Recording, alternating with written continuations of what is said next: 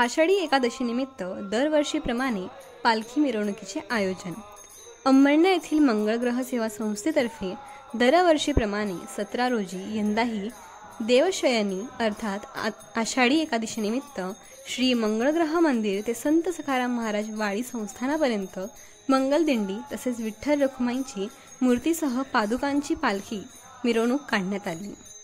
अतिशय भक्ती आणि चैतन्यमय वातावरणात मंगलवाद्याचे सूर आणि टाळ गजराच्या साथीनं निघालेल्या दिंडीवेळी पालखी विठ्ठल रखुमाईंची मूर्ती विविध फुलांनी आकर्षक पद्धतीने सजविण्यात आली होती। दिंडी मंदिरापासून चोपडा नाका, फारशी पूल, दगडी दरवाजा, सराफ बाजार मार्गाने वाडी संस्थानात पोहोचली। या प्रसंगी दिंडी मार्गावर ठिकठिकाणी सुवासिनींनी पालखीतील मूर्तीचे औक्षण करून दर्शन घेतले, तर काहींनी पालखी दिंडीवर पुष्पवृष्टीही केली। या प्रसंगी दिंडीत अनेक भाविकांनी सहभाग नोंदवून फेर धरत नृत्य केले, तसेच फुगड्याही खेळल्या। वाडी संस्थानात दिंडी पोहोचल्यावर विठ्ठल मंदिरात पालखीतील मूर्तींच्या भेटीचे अनोखे दर्शन भाविकांना घडविण्यात आले।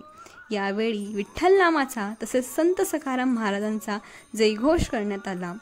त्यानंतर मंगल सेवेकरी विशाल शर्मा यांनी दिंडीत सहभागी भाविक मंगळग्रह सेवा संस्थेचे अध्यक्ष डॉक्टर दिगंबर माहले यांच्या मार्गदर्शनाखाली निघालेल्या दिंडी पालखी मिरवणुकीत उपाध्यक्ष SN पाटील, सचिव SB बाविस्कर, सहसचिव दिलीप बहिरम, खजिनदार गिरीश कुलकर्णी, विश्वस्त अनिल अहिरराव, DN सोनवणे तसेच मंगल सेवेकरी प्रकाश मेखा, GS चौधरी, राहुल बहिरम, कुशंद ढाके, उमाकांत हिरे, मंगल सुरक्षा रक्षक यांच्यासह सेवेकरी मोठ्या संख्येने दिंडीत सहभागी झाले होते।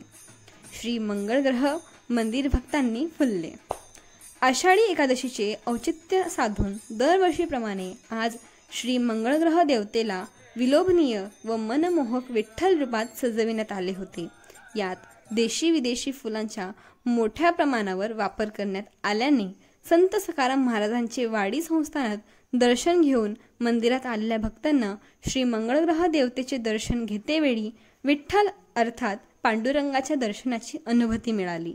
भक्तिमय आणि प्रसन्नदायी वातावरणामुळे दिवसभर मंदिर परिसर विठ्ठल भक्तांनी फुलला होता।